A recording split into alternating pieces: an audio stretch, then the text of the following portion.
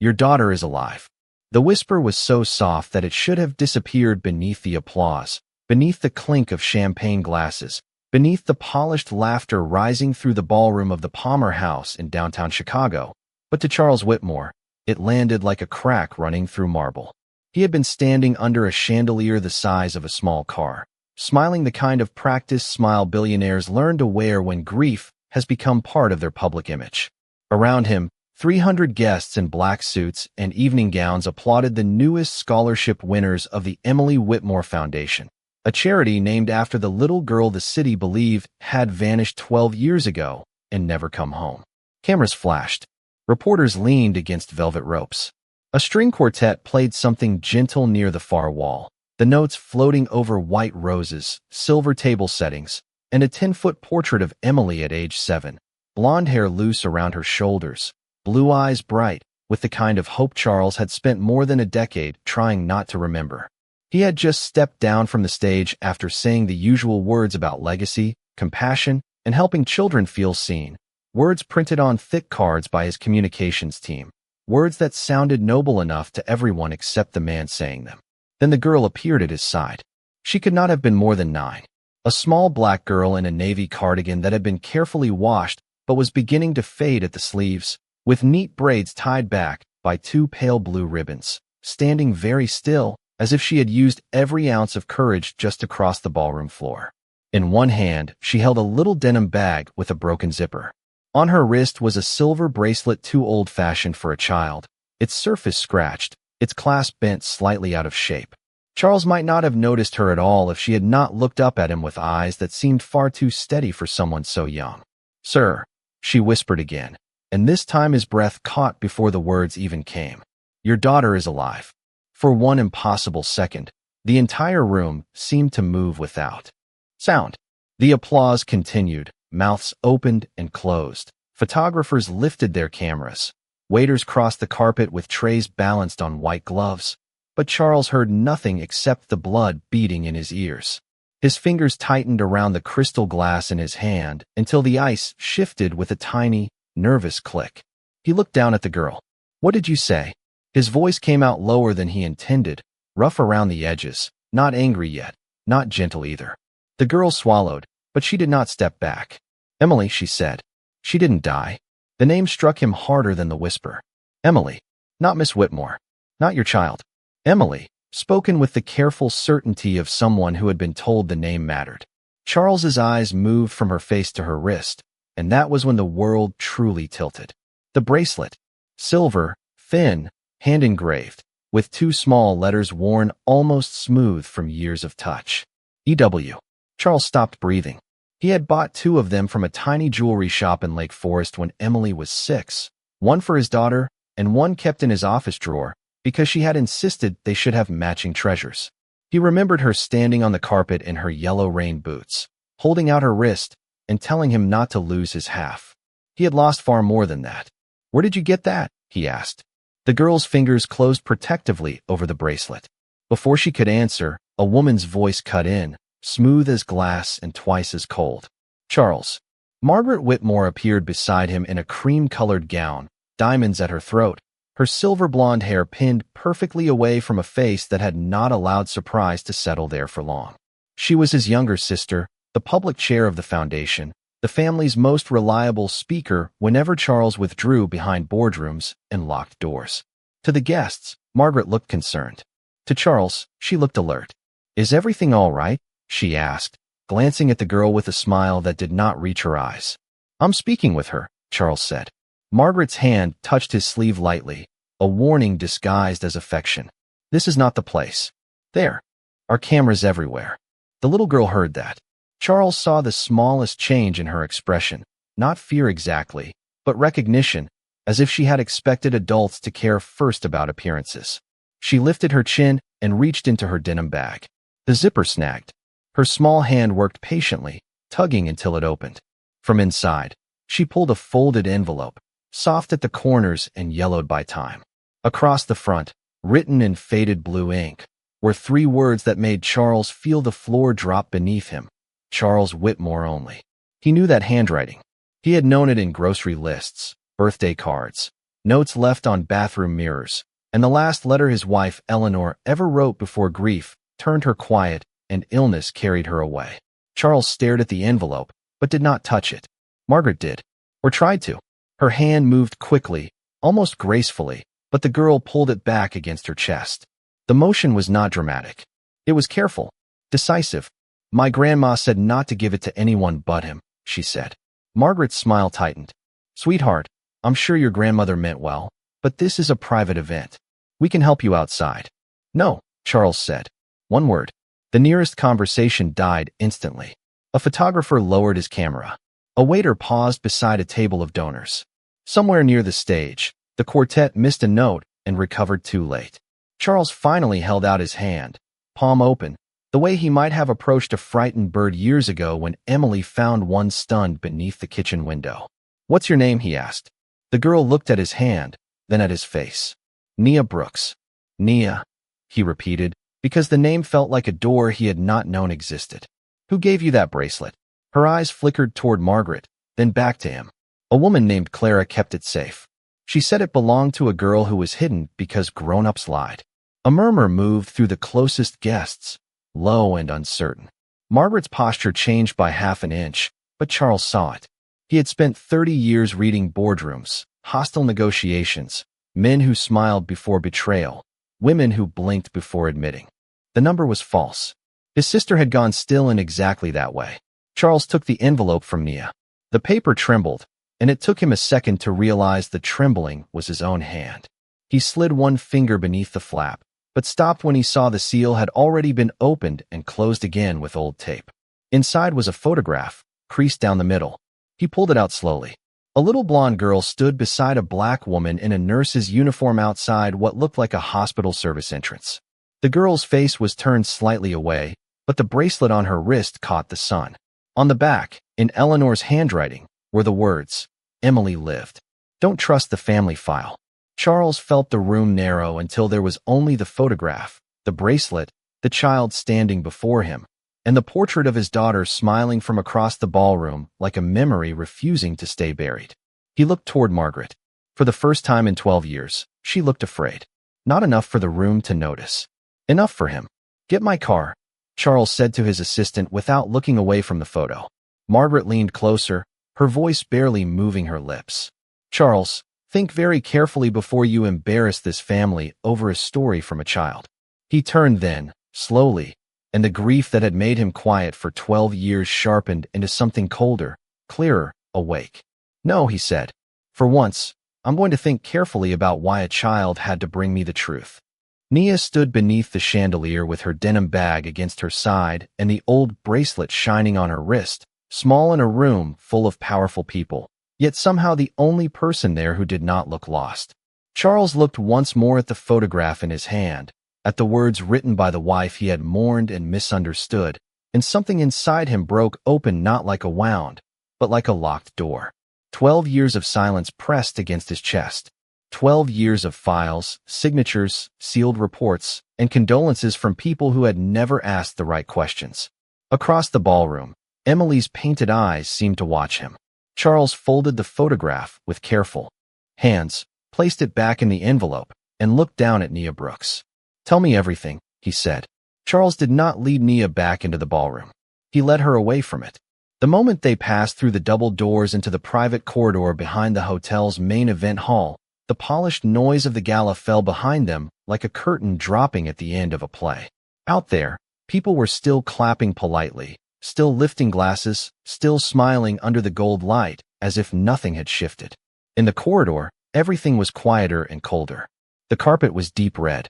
The walls were lined with framed photographs of Chicago mayors, charity dinners, ribbon cuttings, and old money pretending it had never been afraid of anything. Charles walked slowly, not because he wanted to, but because he could feel Nia matching every step beside him, and he refused to make a child hurry through a hallway full of strangers. 2 members of hotel security followed at a distance. His assistant, Daniel Price, held a phone to his ear, already canceling meetings, clearing routes, and trying to understand how one whisper from one little girl had turned an ordinary foundation night into something no schedule could contain. Margaret followed too. Charles could feel her behind him before she spoke. Charles, stop. He did not. You are making a mistake, she said, her voice still soft enough for staff not to hear, still shaped like concern. That child has been coached. Look at the timing. Look at the setting. A public event, donors, cameras, your daughter's portrait 10 feet away. Someone wanted maximum emotional damage. Nia's steps slowed at the word child, but she kept her eyes forward. Charles noticed. He had noticed everything since the photograph touched his hand. Her name is Nia, he said. Margaret exhaled through her nose, almost laughing. Fine, Nia, but she should not be here. Charles stopped then, so suddenly Daniel nearly walked into him. He turned toward his sister. Behind her, through the half-open ballroom doors, he could see the chandelier still burning, the crowd still glowing, the portrait of Emily still watching over a room built on grief. Neither should that photograph, he said. Margaret's face did not change much, but something in her eyes tightened. What photograph? Charles held up the envelope. Do not. Her whisper came fast this time. Too fast. Nia looked from Margaret to Charles, and her small fingers wrapped around the strap of her denim bag. Charles lowered the envelope again. That is the second time tonight you have reached for something that does not belong to you. Margaret's lips parted. I was protecting you. From what? From humiliation. No, Charles said quietly. You were protecting the file. The silence that followed was thin and sharp. Daniel looked at the floor. One of the security guards shifted his weight. Nia stood very still, her face calm, but her bracelet hand tucked close to her sweater, as if she understood that adults could smile and still be dangerous to the truth. Margaret took one step closer, lowering her voice until it barely moved the air. You buried your daughter 12 years ago in every way that mattered. Do not let a stranger open that grave because she brought you a scratched bracelet and a sad story. Charles stared at her, and for a second he was not in the hotel corridor anymore. He was back in the rain outside Lake Forest, standing beside police cars, watching red and blue lights spin against wet trees while officers asked questions he could not answer. He remembered Eleanor's hand slipping from his, remembered Margaret telling him to let professionals handle it, remembered the family attorney placing a leather folder on his desk 2 weeks later and saying the investigation had reached its painful conclusion. He had signed papers because grief made the world blurry. He had trusted people because breathing had already taken all his strength. Now a 9-year-old girl had crossed a ballroom and handed him a sentence his own family had never allowed him to ask. Nia finally spoke, not loudly, not pleading. I am not trying to hurt you, sir. Charles looked down at her. I know. Margaret turned toward Nia with a smile so polished it almost looked kind. Sweetheart, grown-up matters can be very confusing. Sometimes people tell children stories because they know children repeat them honestly. That does not make the story true. Nia's face warmed with embarrassment, but she did not look away. My grandma says truth does not need to be loud. It just needs to survive long enough. Charles felt those words settle into him. They sounded nothing like something a child had invented for attention. They sounded inherited, carried, protected. Margaret's smile disappeared for half a second. Who is your grandmother? Nia did not answer her. She looked at Charles. Ruth Brooks. The name meant nothing to him, but it hit Margaret like a hand tapping glass in a silent room. She blinked once. Only once. Charles saw it. You know that name, he said. I know hundreds of names, Margaret replied. Our family employed half of Illinois at some point. That was not an answer. Daniel stepped closer, holding the phone against his chest. Mr. Whitmore, the car is at the Monroe Street exit. I also have Miss Brooks's grandmother on the line. She says Nia is safe to speak with you, but she wants her home before it gets too late. Charles nodded, grateful for the ordinary kindness of that sentence. Home before it gets too late. There were still adults in the world who measured time by a child's safety, not a corporation's panic. He turned to Nia. Would you like to call your grandmother yourself? Nia nodded. Daniel handed her the phone. Her voice changed when she spoke into it, becoming smaller, warmer. Grandma, I gave it to him. She listened. Her eyes lifted to Charles once, then dropped again. No, ma'am. I did not let the shiny lady take it. Margaret went pale enough for the hallway lights to show it. Charles almost would have smiled if the moment had not hurt so much. Nia handed the phone back. She said you can read the envelope, but not here. Where? Charles asked. Where people cannot pretend they did not hear. Margaret stepped in immediately. Absolutely not. You are not leaving this hotel with an unknown child and a mystery envelope. Think like the head of this family." Charles turned to her fully. The old version of him might have obeyed that sentence, not because Margaret commanded him, but because the phrase head of this family had always carried the weight of duty, reputation, donors, board seats, and newspaper headlines. But tonight, the title sounded hollow. What kind of head of a family stops asking whether his child is alive because the answer might be inconvenient? "I have thought like the head of this family for 12 years, he said. "Tonight, I am going to think like her father." Margaret's breath caught. In the ballroom behind them, someone began speaking into the microphone, filling the room with warm, practiced words about hope. The sound drifted into the corridor, faint and absurd. Charles turned away from it. He slipped the envelope inside his coat pocket, not as evidence, not as property, but as something fragile enough to deserve protection. Then he offered Nia a respectful distance beside him, not taking her hand, not rushing her, simply making space. "We are going to take you home," he said. "Then I am going to open the old file." Nia nodded once, serious and brave in her faded cardigan beneath hotel lights, made for people who had never had to carry secrets through a crowd.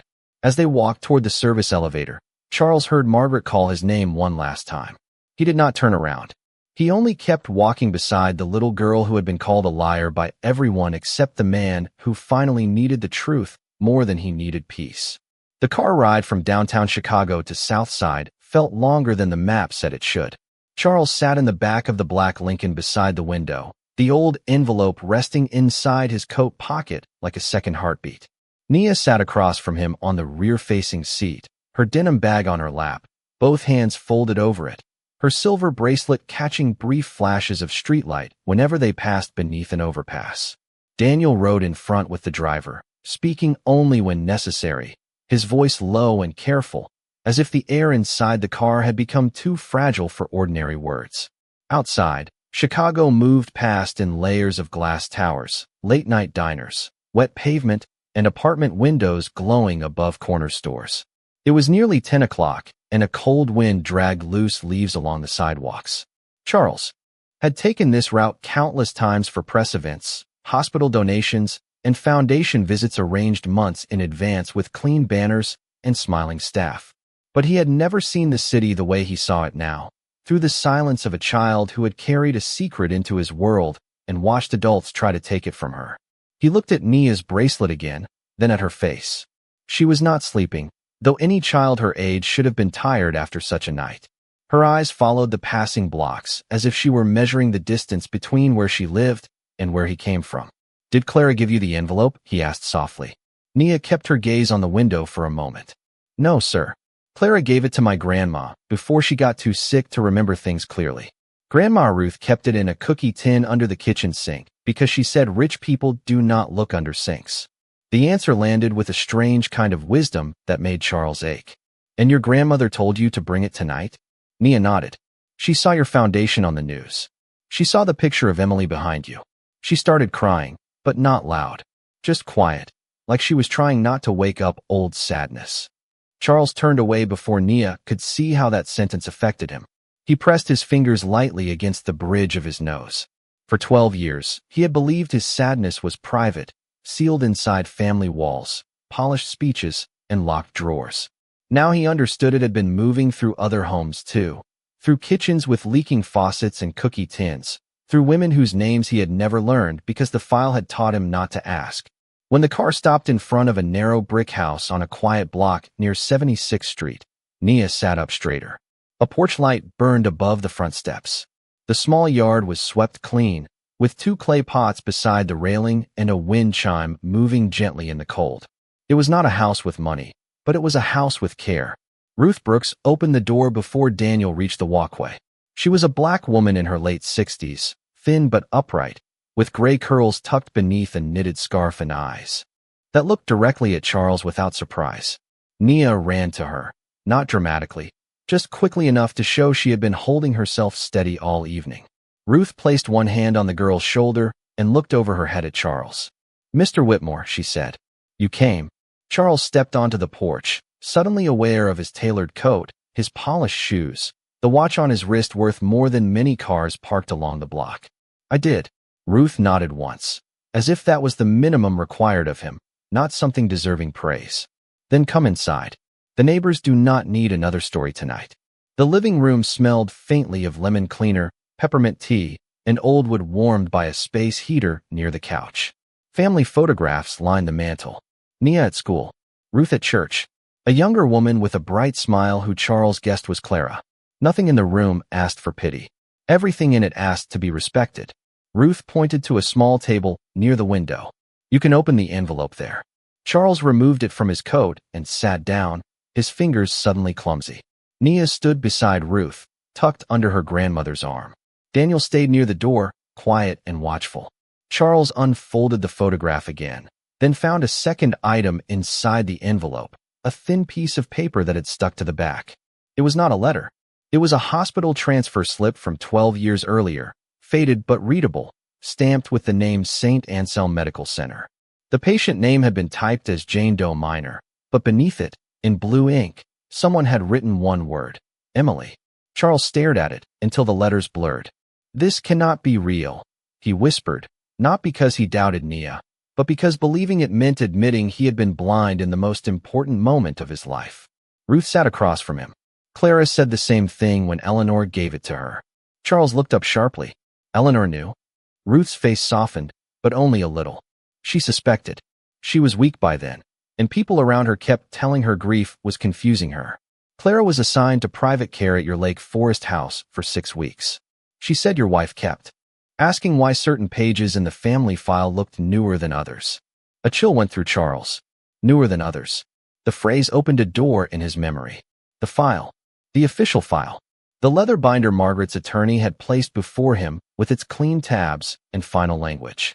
Charles stood so quickly the chair legs whispered against the floor. I need to see it. Ruth did not stop him. She only looked at Nia. Baby, get Mr. Whitmore the blue copy. Nia crossed to a kitchen cabinet and pulled out a folder wrapped in a grocery bag. She carried it with both hands, as if it were heavier than paper.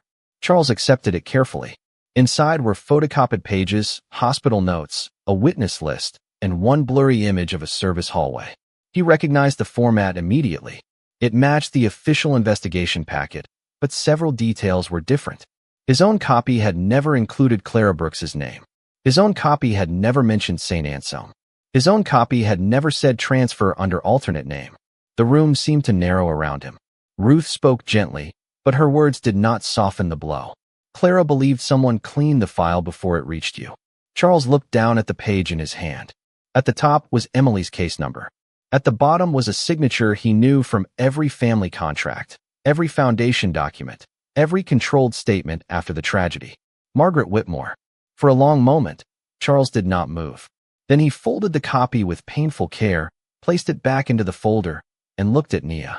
She was watching him, not with triumph, not with fear, but with the quiet patience of someone waiting to see whether an adult would finally choose truth over comfort. Charles's voice was low when he spoke. I am going home now. Nia's shoulders sank, just slightly, as if she thought he meant he was leaving the truth behind.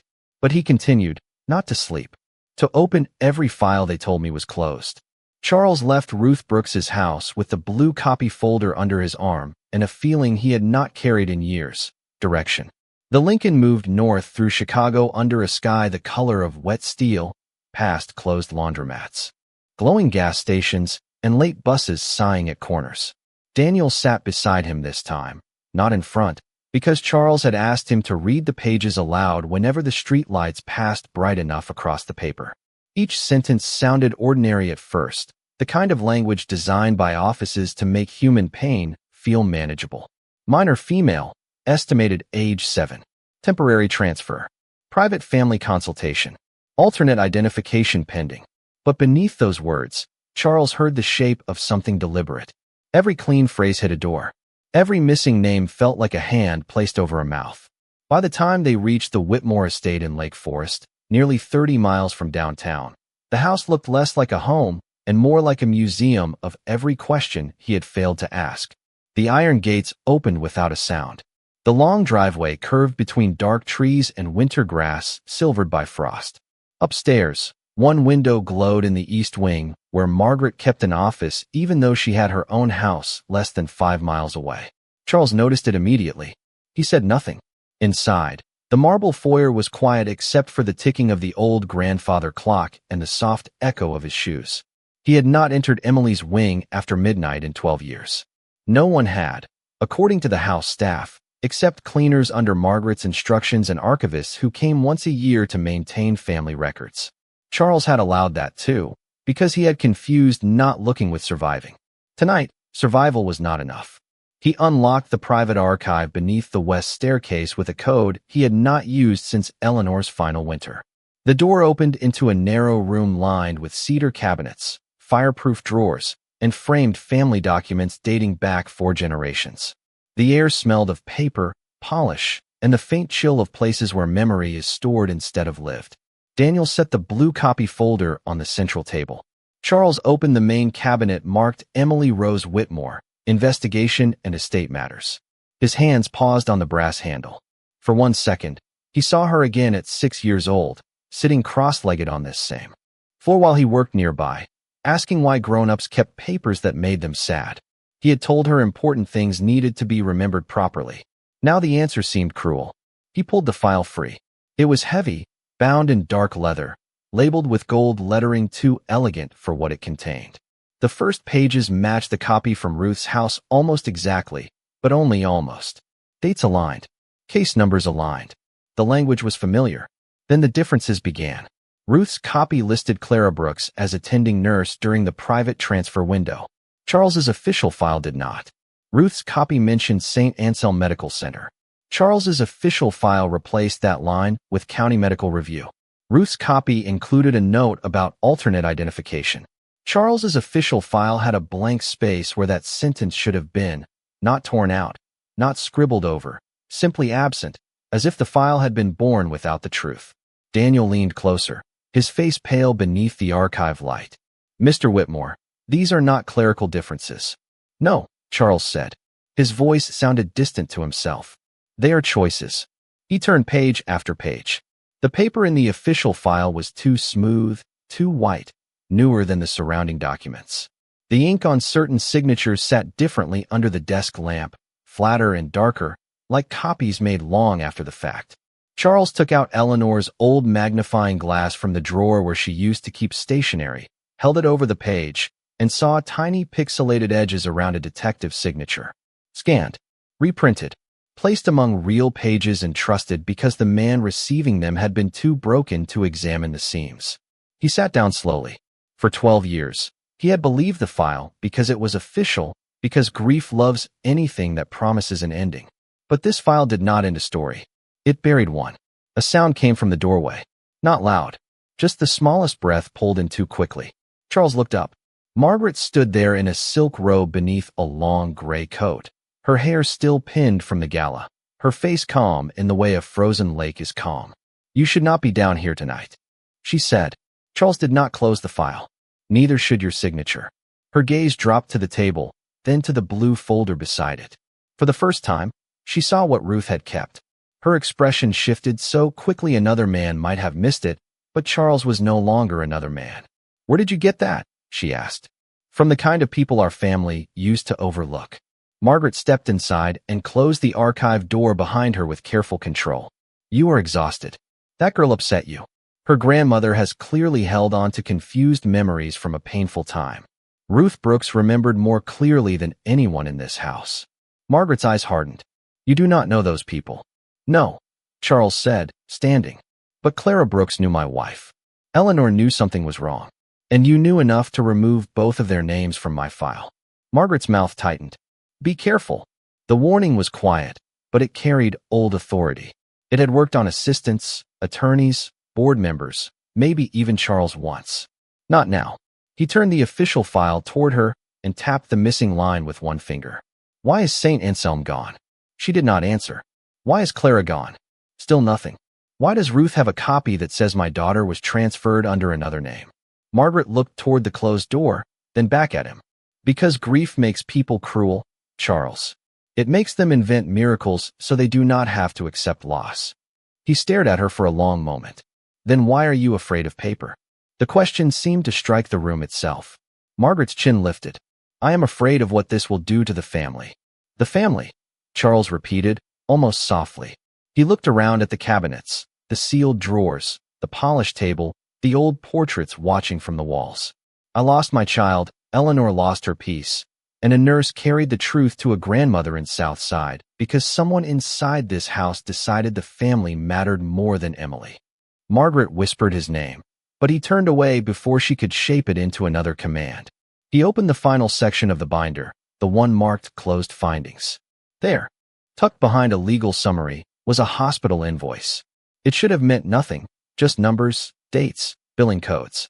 But one line stopped him cold. Transport service, Lake Forest to Milwaukee, minor female, private account. Charles read it once. Then again. Milwaukee. His pulse slowed into something clear and terrible. He looked back at Margaret, and this time there was no grief clouding his eyes. Only the beginning of understanding. She was moved out of Illinois, he said.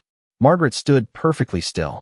Charles picked up the invoice, the blue copy folder, and the photograph from the envelope, gathering them not like a grieving father clutching memories, but like a man collecting proof. Daniel, he said without looking away from his sister, find every hospital, shelter, foster agency, and private clinic connected to St. Anselm or Milwaukee within 48 hours of Emily's transfer date. Daniel nodded, already reaching for his phone. Margaret took one step forward. Charles, if you do this, you will tear open more than you can repair. He placed the photograph of Emily beside the invoice, and the little bracelet in the picture caught the light exactly as Nia's had beneath the chandelier. Then I should have started tearing 12 years ago, he said. By sunrise, the first lie had already reached the news. It appeared first as a small headline on a local business blog, then spread across Chicago phones before most people had finished their coffee. Sources close to the Whitmore family question emotional claims made by unidentified child at charity gala. Charles read the sentence on Daniel's tablet in the back seat of the Lincoln and felt no surprise, only confirmation. The words had Margaret's fingerprints even though her name was nowhere on the screen. Emotional claims. Unidentified child. Charity gala. Every phrase had been chosen to shrink Nia into a disturbance and enlarge the family into a victim. Daniel watched him carefully. There are 3 more articles already. One says the foundation may release a statement this morning. Charles looked out the window as the car moved along Lakeshore Drive, the gray water of Lake Michigan rolling beneath a pale June sky. The foundation will not release anything until I do. Daniel hesitated. Margaret is listed as interim communications chair. Not anymore. The answer came so calmly that Daniel looked down at his tablet and began typing without another question. Charles had slept less than 1 hour, if the brief darkness in his study chair could be called sleep. The rest of the night had been spent with hospital invoices, old call logs, and 3 attorneys who sounded awake only after he said the words family misconduct investigation. By 6 in the morning, a private forensic document examiner had confirmed what Charles already knew in his bones. Several pages in the official Emily file had been recreated years after the original investigation. By 7, Daniel had found a narrow connection between St. Anselm and a pediatric rehabilitation clinic outside Milwaukee that had closed in 2015. By 7:30, Margaret's article appeared. By 8, Charles was on his way back to South Side, not for evidence this time, but for protection. When the Lincoln turned onto Ruth Brooks's block, a news van sat near the corner. A young reporter stood on the sidewalk holding a paper coffee cup, speaking into a phone while a camera operator leaned against the van. Charles's jaw tightened. The porch light on Ruth's house was still on. The curtains were drawn. Nia's clay pots stood untouched beside the railing, small and brave against the morning chill. Pull up in front, Charles said. Daniel looked at the news van. That will draw attention. Good. The car stopped at the curb. Before the reporter could fully recognize him, Charles stepped out. The cold air hit his face, clean and sharp. The reporter straightened immediately. Mr. Whitmore, is it true that your family was approached by a child making claims about your late daughter? Charles did not look at the camera. He looked at the house. It is true that a child came to me with information adults should have had the courage to examine. The reporter blinked, surprised by the answer. So you are saying you believe her? Charles turned then. His eyes were tired, but steady. I am saying her name is Nia Brooks. She is 9 years old. She is not a rumor, not an unidentified child, and not a headline. Anyone who tries to harass her or her grandmother will answer to my legal team before lunch. The camera operator lifted the lens. Charles held up one hand, not angrily, simply with the authority of a man who had spent decades ending rooms with silence. Do not film the house. The lens lowered. A few seconds later, Ruth opened the front door. She looked at the reporter first, then at Charles, and something in her expression said she had expected the world to become uglier before it became honest. "Morning," she said. "Good morning, Miss Brooks," Charles replied. "I am sorry they came here. You did not send them. Someone did." Ruth studied him for a moment, then stepped aside. Inside, the house felt different in daylight. Smaller, warmer, more vulnerable. A kettle hummed softly in the kitchen. Nia sat at the table in her school uniform, though her backpack rested unopened on the chair beside her. Her braids were tied with the same pale blue ribbons from the gala, but her eyes were shadowed with a sleepless seriousness no child should have to wear. She had Daniel's printed articles in front of her, each one turned face down as if words could bruise less when hidden. Charles stopped several feet away, giving her space. "Nia," he said gently, "I should have protected your name before they tried to use it." She looked up. "They said I lied." The sentence was small, not broken, and that made it hurt more. Ruth placed a hand on the back of Nia's chair. Charles pulled out the chair across from her and sat, not like a billionaire visiting a poor family, but like a man asking permission to sit in the presence of someone who had done what he had not. "People who fear the truth often attack the messenger first," he said. "That does not make you a liar. It makes them afraid." Nia looked at her bracelet, turning it slowly around her wrist. "Miss Margaret said grown-up matters confuse children." Charles's face tightened, but his voice stayed calm. "Miss Margaret has spent many years making grown-up matters confusing for grown-ups too." A flicker of something almost like a smile touched Nia's mouth, then faded. "Are you going to stop looking because of the news?"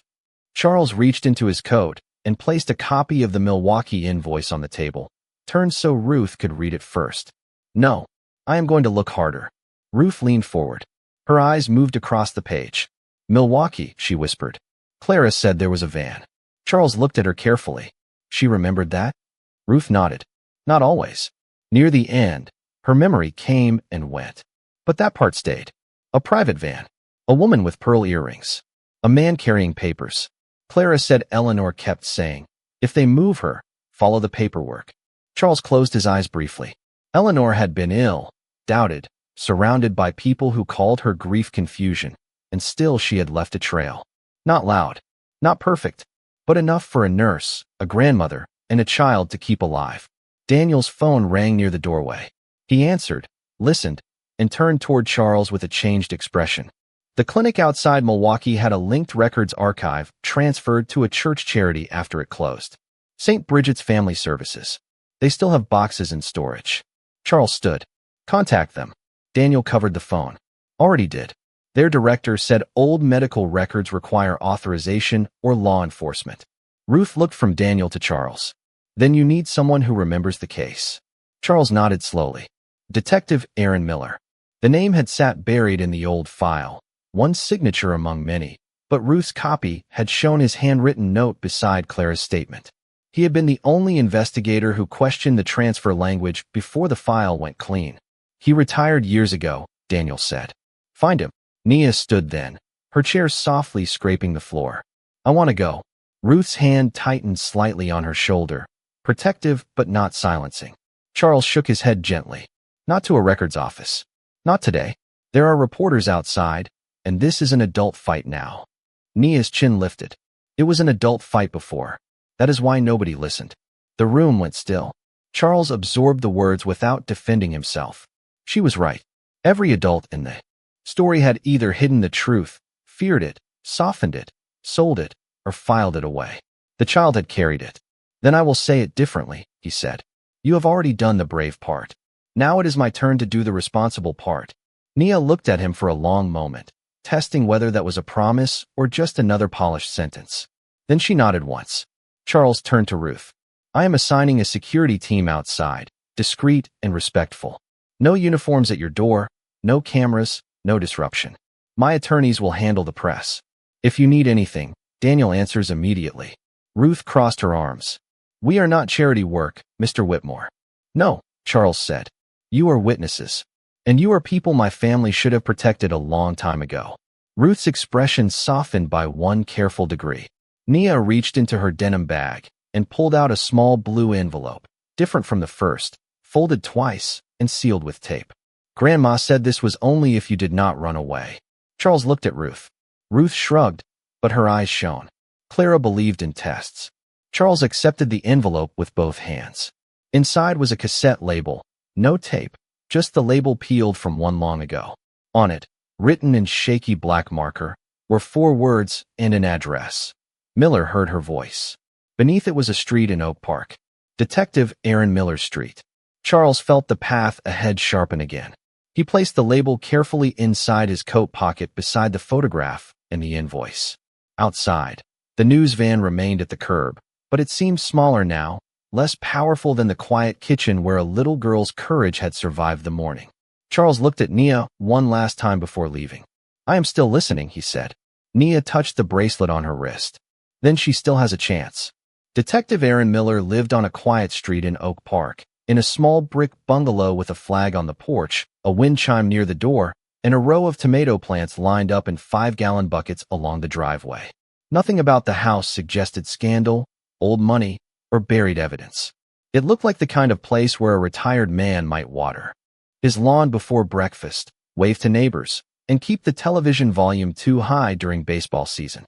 Charles stood at the front walk with Daniel beside him and the blue envelope label folded in his pocket, feeling strangely less prepared than he had felt before hostile takeovers, federal hearings, and rooms full of investors waiting for him to fail. Those rooms had rules. This one had memory. Daniel rang the doorbell. A dog barked once from somewhere inside. Then a woman's voice called for it to be quiet. The door opened a few inches. Aaron Miller was older than the file photograph, of course, but not softer. He had white hair cut close, square shoulders beneath a faded Northwestern sweatshirt, and sharp gray eyes that landed first on Charles, then on Daniel, then on the black Lincoln at the curb. His face changed in a way that told Charles he had been expecting this day and dreading it for years. Mr. Whitmore, Miller said. Charles nodded. Detective Miller. Not detective anymore. You signed the first file. Miller looked past him toward the street, then stepped back. Then you had better come in before someone else signs the next lie. The house smelled like coffee, lemon oil, and old books. A golden retriever watched them from a rug near the hallway, tail thumping once before losing interest. Miller led them to a dining room where stacks of newspapers sat beside prescription bottles and a neat pile of crossword puzzles. On the wall hung framed commendations, a black and white photo of Miller in uniform, and a picture of him with 2 grown sons at what looked like Wrigley Field. Ordinary life, Charles thought, built around an extraordinary silence. Miller's wife brought coffee without asking questions, touched his shoulder once, then disappeared into the kitchen. Miller waited until she was gone before speaking. I wondered when Ruth Brooks would finally send somebody. Charles sat very still. You knew Ruth? I knew Clara. Ruth came later, after Clara got scared. Daniel placed the copied folder on the table. Miller did not touch it. He looked at it the way a man looks at a grave he helped dig, because someone told him it was already too late. Why did you stop? Charles asked. The question had lived in him since he read Miller's handwritten note. It came out sharper than he intended, but Miller did not flinch. Because I was made to stop. By whom? Miller's mouth moved, almost a smile, but there was no humor in it. People with clean hands and expensive lawyers. Your sister among them. Not alone, but she was in the room. Charles felt Daniel shift beside him. The house clock ticked above the sideboard. Tell me what happened. Miller folded his hands on the table. They were large hands, marked by age, one finger bent slightly from an old injury. The official story was that Emily disappeared during a family event, that the weather complicated the search, that a later medical finding supported the assumption she had not survived the initial window. That is what you were told. Charles's voice was almost a whisper. Yes. That was not what we had in the first 48 hours. Miller stood slowly and walked to a cabinet beneath the framed baseball photograph. He unlocked the lower drawer with a key from his pocket and pulled out a metal recipe box. It was the kind of thing someone's grandmother might use for index cards, not evidence. He placed it on the table. I kept what I could keep without losing my pension and my family. It was not enough, but it was not nothing. Inside were folded notes, an old microcassette, and 2 photographs in plastic sleeves. Miller laid them out carefully. One showed the service entrance of St. Anselm Medical Center. The other showed the rear of a private medical van, its license plate blurred but partly visible. Charles leaned forward, his chest tightening. Milwaukee. Eventually, Miller said. But first she was moved through St. Anselm. Clara Brooks saw her. Alive. Drowsy, confused, but alive. Clara told me the child asked for her father. Charles closed his eyes. The room seemed to tilt, not violently, but with the quiet cruelty of a truth arriving late. His daughter had asked for him while he had been somewhere signing statements, trusting summaries, being managed. Miller's voice softened. I am sorry. Charles opened his eyes again. Sorry does not. Tell me who moved her. Miller nodded, accepting that. He picked up the microcassette. This might. Daniel's phone was newer than everything in the room, but Miller had an old recorder in the drawer, wrapped in a dish towel like a sacred object. He set it in the center of the table, inserted the cassette, and pressed play. Static filled the dining room first, a thin hiss like rain against a window.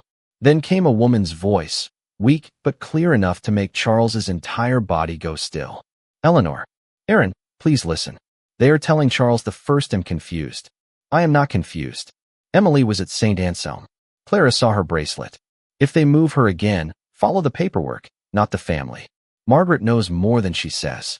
Please, if I cannot reach him, keep this somewhere safe. The recording clicked, then continued with a second voice, Clara's, lower and trembling with urgency. There was a private van. No county seal. The form said temporary transfer, but the name was changed before they took her. Jane Doe first, then Lena. I saw Lena written on the blue sheet. Brooks was not on it then. That came later. I think they are hiding her in plain sight. The tape ended. No dramatic music. No confession shouted into the dark. Just 2 women trying to keep a child from disappearing behind paperwork. Charles stared at the recorder. His hands rested on the table, open, empty. For the first time since Nia's whisper, he looked less like a billionaire hunting evidence, and more like a father hearing how close his child had once been to home. Lena, he said. Miller nodded. That is the name we could never trace cleanly. There were too many private placements, sealed foster transfers, charitable medical programs. Whoever designed it knew how systems lose children without leaving fingerprints. Daniel looked up from the folder. St. Bridget's Family Services took over records from the Milwaukee clinic after it closed. Miller's eyes sharpened. Then that is where you go next. Charles looked at him. Come with us. Miller laughed once under his breath, tired and bitter. I am 72 years old. You are the only investigator who did not look away. I looked away for 12 years. No, Charles said, nodding toward the recipe box. You looked down and kept something alive. Miller's wife appeared in the doorway, silent, her hands folded in front of her. She looked at her husband with the kind of fear that had been repeated in private for many years, but also with a small, tired permission. Miller saw it. His shoulders lowered. He picked up the photograph of the van and slid it into the folder. If I do this, we do it properly. Lawyers. Court orders. No back doors. Charles nodded. Properly. Miller turned to Daniel. And protect the Brooks family. If Margaret knows Ruth passed this forward, she will try to make them look unreliable. Already in progress, Daniel said. Charles stood, but before he could step away, Miller held up one final note. It was a strip of hospital stationery, yellowed at the edges. On it, in Eleanor's handwriting, was a sentence Charles had not known he needed until he saw it. Charles, if you read this, believe the child who brings you the bracelet. He took the paper carefully, as if pressure alone could make it vanish. Nia had not simply carried a secret. She had been expected, trusted by a woman she never met, chosen by a truth that had waited longer than any child should have had to wait. Charles placed the note beside the photograph, the invoice, and the cassette. The path ahead led north now, toward Milwaukee, toward sealed boxes in a church charity basement, toward a name that might belong to the daughter he had mourned in the wrong tense. As he stepped back onto the porch, the morning had brightened, and the wind moved softly through Miller's chimes. Charles looked toward the street, then toward the folder under Daniel's arm.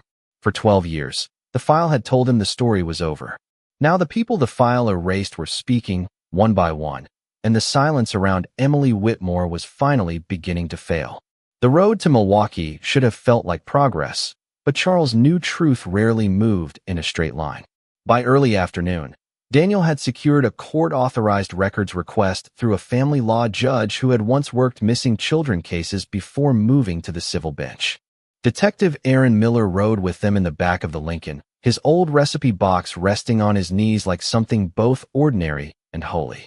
Charles sat beside him, watching Illinois flatten into Wisconsin through tinted glass, while the sky brightened and dimmed behind passing clouds. For most of the drive, no one spoke. The folder between them held Eleanor's note, Clara's recorded voice, the hospital invoice, the van photograph, and the name Lena, written again and again in places where Emily should have been. Charles had spent his life believing power meant speed, private planes, direct calls, doors opened before he touched them.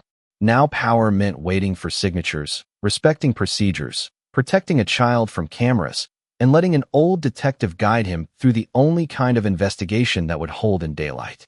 They were 20 miles outside Milwaukee when Daniel's phone vibrated. He read the screen, and his expression changed before he answered. "Mr. Whitmore," he said carefully. "Margaret is at the corporate tower. She has called an emergency board session." Charles did not look away from the window. "For what purpose?" Daniel listened, then lowered the phone.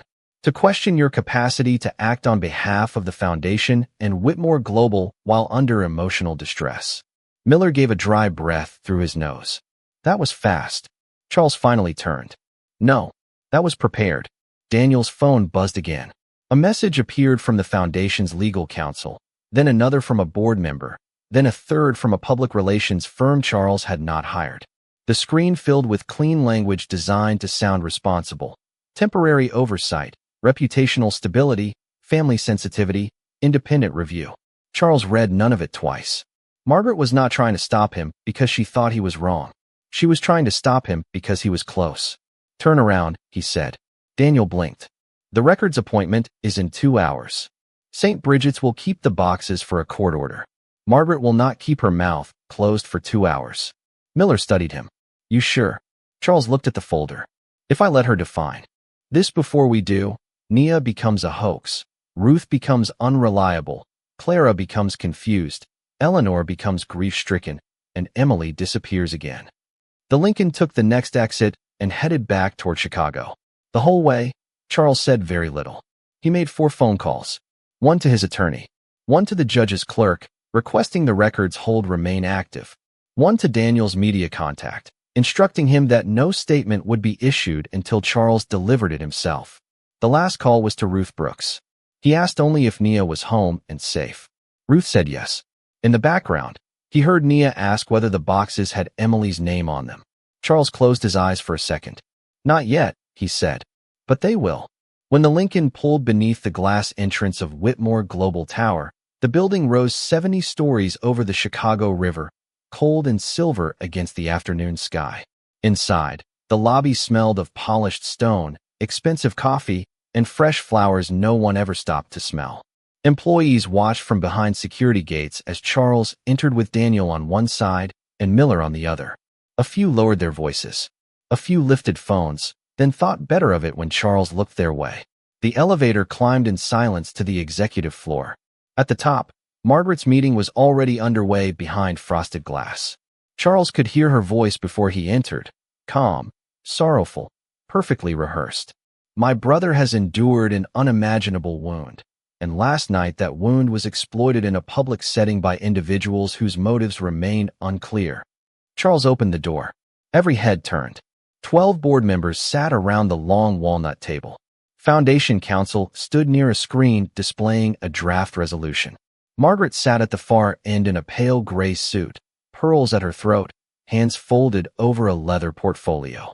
For a moment, she looked less like his sister and more like the file itself, elegant, sealed, and arranged to hide what mattered. "Continue," Charles said. His voice was quiet, but it filled the room. Margaret recovered first.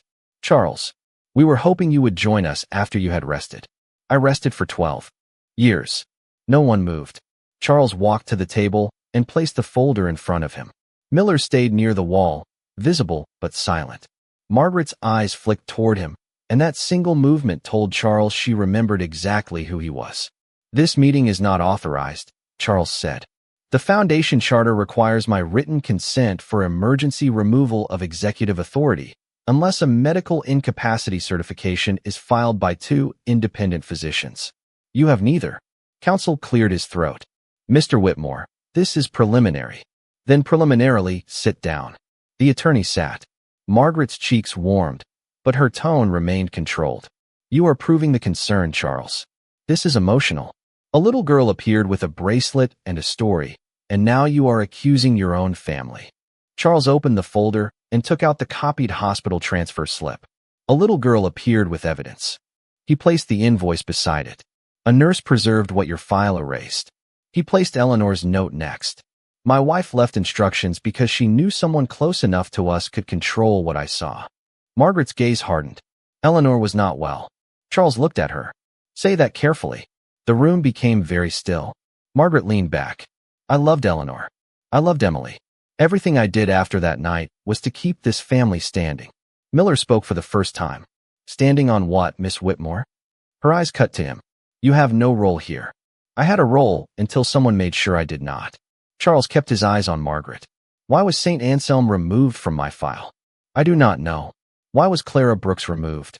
I do not remember every clerical choice from 12 years ago. Why did your communications team leak Nia's name before sunrise? Margaret paused. It was brief, but every board member saw it. I did not leak her name. No, Charles said.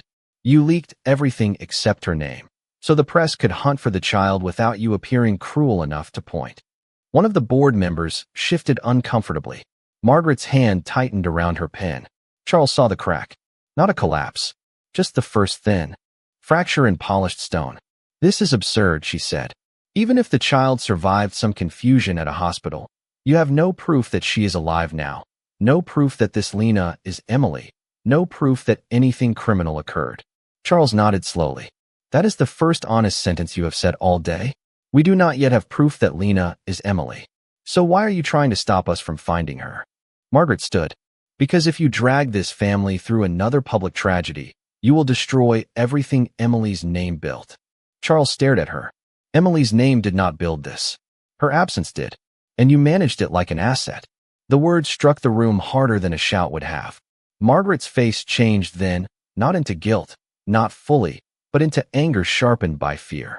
You have no idea what it took to keep the company, the foundation, the trust, the estate, all of it from collapsing while you wandered around this house like a ghost. Maybe not, Charles said. But I know a living child was more important than a stable stock price. Her lips parted. The room held its breath. Then she said it, quietly, bitterly, as if the truth had slipped out only because pride opened the door. That bracelet was supposed to stay with the closed file. Daniel looked up. Miller's eyes narrowed. Charles felt the sentence pass through him with perfect clarity. Margaret realized too late what she had said. The board members looked from her to the folder, to Charles, to Miller. No one asked what bracelet. No one had to. Charles reached into his pocket and removed a small device Daniel had given him before entering the building, not hidden for scandal, but present for record in a meeting where legal authority was being challenged. The red light glowed steadily. Margaret's face went white beneath the boardroom lights. Charles placed the recorder on the table between them. Thank you, he said, his voice low and almost mournful, for finally putting yourself in the file. The recording changed the temperature of the boardroom. No one raised a voice after that. No one needed to. Margaret sat slowly, not because she accepted defeat, but because every person at the table had heard the sentence she could not pull back. Charles did not stay to watch her explain it away. He left the recorder with his attorney, ordered the emergency board session suspended, and walked out with Daniel and Aaron Miller before the room could wrap the truth in another layer of legal language. By late afternoon, they were on the road to Milwaukee again, this time with a signed preservation order, a retired detective who had stopped apologizing and started remembering, and a folder that felt heavier with every mile. The city thinned behind them. Chicago's towers gave way to warehouses, then suburbs, then long stretches of highway bordered by summer grass and low clouds. Charles sat in the back seat with Eleanor's note folded carefully inside his jacket. Believe the child who brings you the bracelet. He had read the sentence so many times that the paper had begun to soften at the crease. The words no longer felt like a message from the past. They felt like instructions for the next hour. St. Bridget's Family Services stood on a quiet street on the south side of Milwaukee, attached to an old brick church with a green copper roof and a playground behind a chain-link fence. The building was humble, nothing like the institutions Charles usually entered. No marble lobby. No private reception desk. Just a small office with a bulletin board full of community meal schedules, tutoring flyers, foster parent information, and a hand-painted sign that said every child deserves to be known. The director, a woman named Teresa Walsh, met them at the front desk with reading glasses on a chain and a cautious kindness in her eyes. She had already spoken to the judge's clerk and the family attorney. She had also, Charles suspected, spoken to enough frightened people in her life to know when money was trying to move too fast. "These records are old," she said as she led them down a narrow hall. "Some were damaged when the clinic closed. Some were transferred without proper indexing. I cannot promise what is there." Miller walked beside her, slower now, but alert. "We are not asking for promises. Just boxes." Teresa unlocked a basement storage room beneath the church office. The light flickered twice before holding steady. Metal shelves lined the walls, stacked with bankers' boxes marked by year, program name, and case range. The air smelled of cardboard, dust, and floor cleaner. Charles stood at the threshold, and for a moment his courage faltered. Somewhere in this room, his daughter might exist only as a changed name on a faded form. Somewhere in this room, the life he had mourned could become the life he had missed. Daniel noticed, but said nothing. Miller placed a hand on one shelf.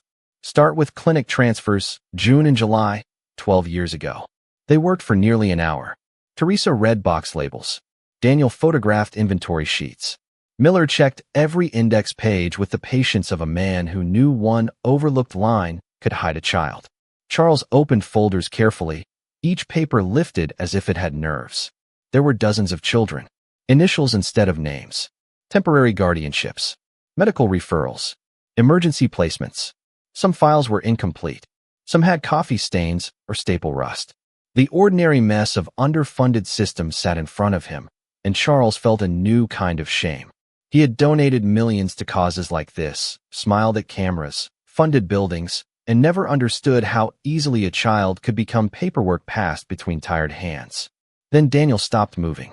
"Mr. Whitmore." Charles turned. Daniel held a thin folder with a blue intake sheet clipped to the front. The name at the top read Lena M. No last name entered at admission. Age estimated 7. Transfer source, St. Anselm Medical Center. Distinguishing item, silver identification bracelet, engraved initials.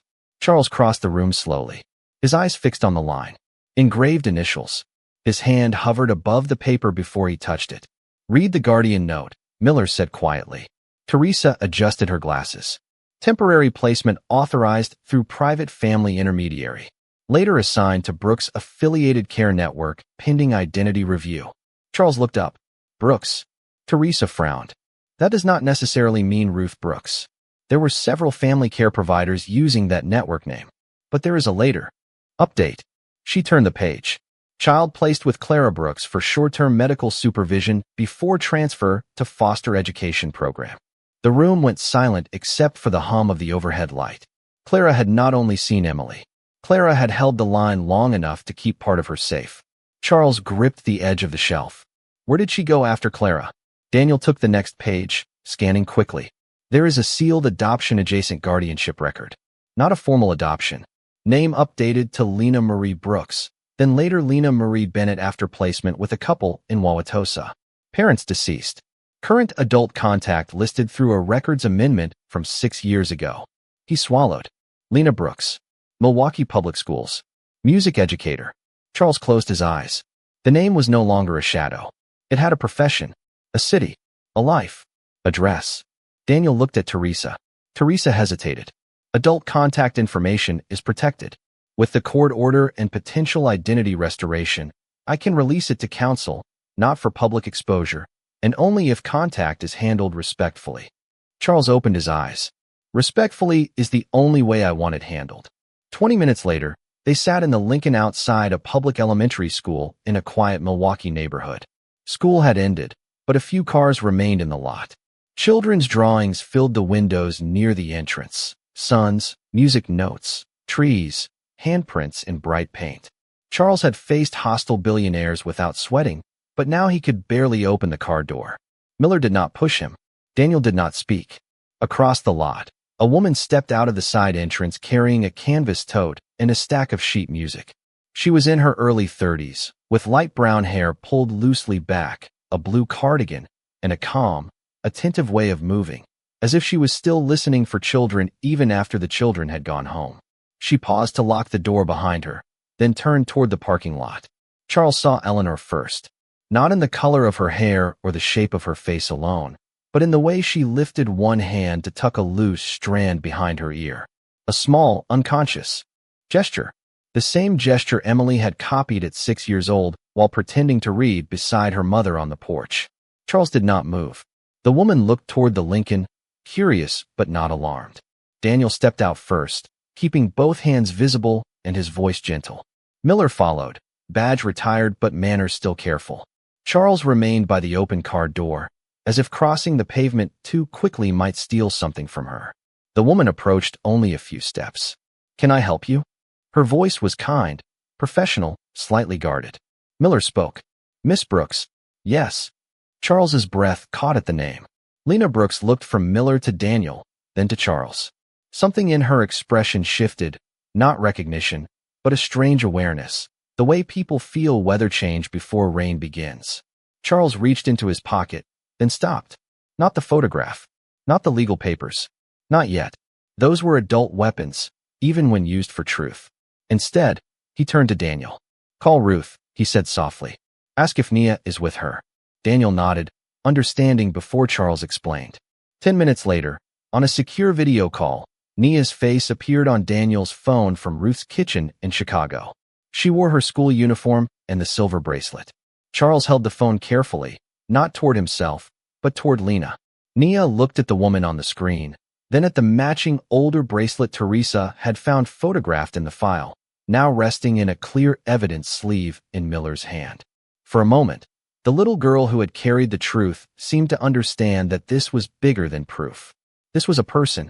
Nia's voice was soft. "I think something was waiting for you." Lena stared at the bracelet through the screen, and all the color left her face. She reached into her tote with trembling fingers and pulled out a small tin box covered in faded flower stickers. From inside, she took a broken half of a silver bracelet, worn smooth at the edge, engraved with the faint remains of 2 letters. EW. Charles placed one hand on the open car door to steady himself. Lena looked at him then, truly looked, and her voice was barely audible above the wind. Moving across the school parking lot. "Why do I have your daughter's bracelet?"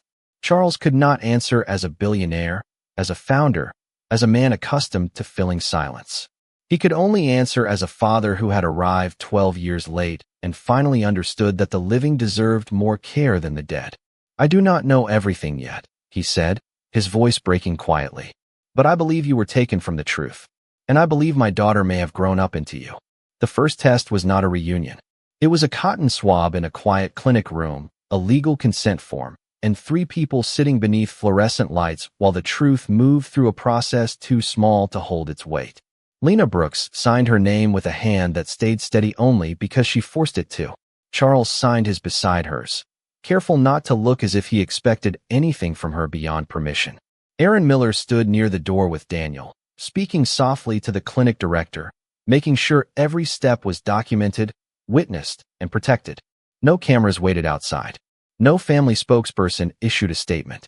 No headline was allowed to reach Lena before the facts did. Charles had insisted on that. He had already lost 12 years to people who treated a child like an asset inside a file. He would not make the same mistake by treating a grown woman like the final scene of his grief. When the nurse finished, Lena folded her hands in her lap and looked down at the small tin box resting beside her purse.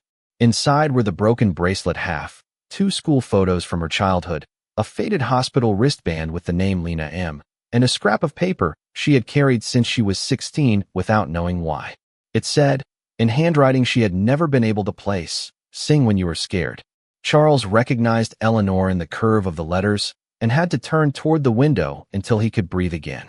The results came 2 days later, at a conference room in St. Bridget's Family Services, not at Whitmore Tower, Because Lena said she did not want the first official answer about her life delivered inside a building owned by strangers.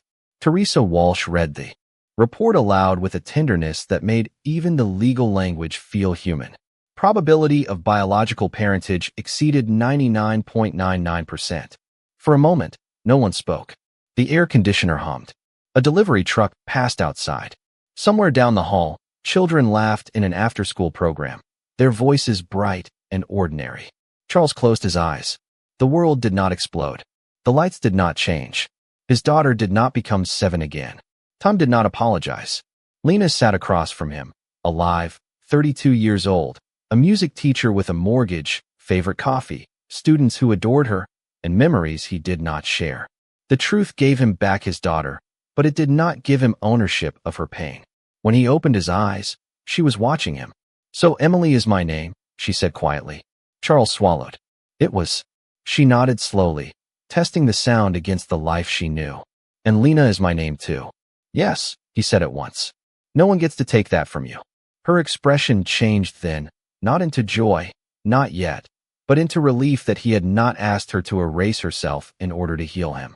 Across the table, Ruth Brooks held Nia's hand. They had driven up from Chicago that morning in a car Charles provided, but Ruth approved only after checking the driver's name, license plate, and route. Nia wore a yellow sweater and the silver bracelet, her braids tied back with white ribbons this time. She had been very quiet since entering the room, as if she understood that courage sometimes meant stepping back after carrying the message forward. Lena looked at her, then at the bracelet on her wrist. "You brought him to me," she said. Nia shook her head. "I brought him to the truth. You were already here." Charles looked at the child who had said that, and something in him bowed without moving. Margaret's fall did not happen in a single dramatic moment. It unfolded through subpoenas, audits, archived emails, board resignations, and interviews with investigators who no longer allowed family reputation to shape the questions. Her recorded sentence opened the door. The documents behind it widened the room. The Foundation removed her authority within 48 hours. Whitmore Global placed all family estate matters under independent review. The police reopened the original case with Miller serving as a formal consultant, and for the first time in 12 years, Clara Brooks's name entered the official record as a witness, not a missing footnote. Charles did not hold a press conference from a stage. He stood outside Ruth's small brick house with one local reporter, one camera, his attorney, and Ruth's permission. He said only what needed to be said, that a child had been brave, that adults had failed, that a woman named Lena deserved privacy, and that the Emily Whitmore Foundation would be renamed the Truth Fund, dedicated to helping children and families lost inside broken systems find records, advocates, and answers. He did not say Nia saved him, though she had. He did not say money could repair the years, because it could not. He did not promise a perfect ending. He promised transparency, protection, and patience. Weeks later, on a warm Saturday evening, Charles invited Lena, Ruth, and Nia to dinner at a small Italian restaurant in Oak Park instead of the Whitmore estate. Lena chose the place because her students' families went there after school concerts, and because no one there would stare at silverware long enough to make her feel examined. Charles arrived early and waited outside, not in the private room Daniel had reserved, but on the sidewalk near a planter full of red geraniums. When Lena walked up with Nia and Ruth, she paused a few feet away. Charles did not reach for her. He did not say Emily first. He did not ask for a hug that belonged to a past she could not remember. He simply held out a small velvet pouch. "This was mine," he said. "The other half of the bracelet set. I kept it in a drawer for 12 years because I thought keeping it hurt less than looking at it." Lena opened the pouch. Inside was the matching silver bracelet, scratched less than hers, but aged by the same time. She touched it with one finger, then looked at him. "Are you giving it to me?" "Only if you want it." She thought for a long moment, then closed the pouch and handed it back. Charles's face changed, just slightly, but he nodded. He accepted it without argument. Lena saw that and softened. "Not yet," she said. "Maybe someday. Tonight, I just want dinner." Charles looked down at the pouch in his hand, then back at her. The old version of him might have felt rejected. The man Nia had awakened understood that not yet was not a closed door. It was an honest one. "Dinner," he said. Nia slipped her small hand into Ruth's and smiled at the sidewalk. Inside, They sat near the window. Lena talked about her music classes. Ruth talked about church ladies who pretended not to gossip while knowing everything by sunrise. Nia told Charles that his foundation needed better snacks at children's events because rich people always served tiny sandwiches that looked scared. Charles laughed, really laughed, and the sound surprised him so much that Lena smiled. Near the end of the meal, when the sun lowered behind the street and gold lights spread across the table, Charles took out a copy of the old file. Not the original leather binder. That was evidence now. This was a clean folder with corrected pages, witness names restored, missing transfers added, and one final page left blank until that evening. He placed it in front of Lena first. "Nothing in here decides who you are," he said. "It only corrects what was done." Lena read the final page. "Found alive. Legal identity restoration pending by choice of the adult concerned." She looked at the blank line below it. "You did not write daughter." Charles shook his head. "That is yours to allow." Lena picked up the pen. Her hand hovered for a moment. Then she wrote, "Found alive, as Nia Brooks, once Emily Whitmore, still becoming herself." Nia leaned close to read it, her bracelet shining softly in the sunset. Charles watched the words settle onto the page and felt something inside him finally loosen. Not grief ending. Grief does not end because truth arrives. But grief can change shape. It can stop being a locked room and become a table where people sit down carefully, honestly, one evening at a time. Charles closed the file, not to bury it, but to protect what had finally been restored. Outside, Oak Park traffic moved gently past the window. Inside, a father did not reclaim a daughter like property. A woman did not surrender the life she had built. A grandmother saw a promise kept. And a little black girl who had once crossed a ballroom with a whisper watched two broken histories begin speaking to each other in full sentences.